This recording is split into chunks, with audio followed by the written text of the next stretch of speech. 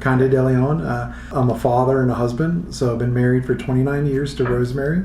I have 4 daughters, Isabella, Abigail, Alex, and Sophia, from 28 to 18.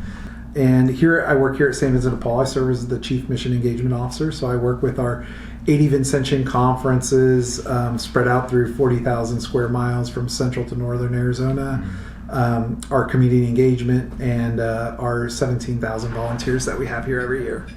I think I heard about you guys maybe 5 or 6 years ago, and one of my close friends, Paul Mulligan, the CEO of Catholic Charities, he was one day we were having coffee or lunch, and he's like, Cande, you got to meet these Soles2Souls guys. These guys are amazing.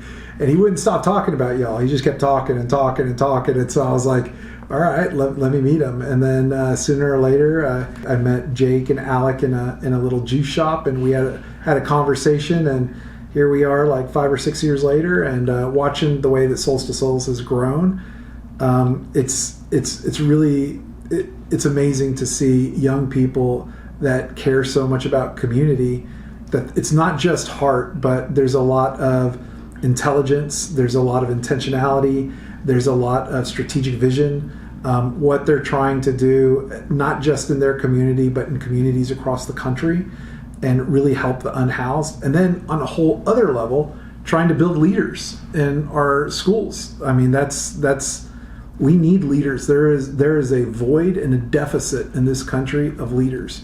So to find young men that are leaders themselves, that are intentionally trying to go build out other leaders that have an affinity towards helping others, that's what our world needs. And so that's really who Soles2Souls is. It's not just a shoe company, but I would say they're a contributor to humanity.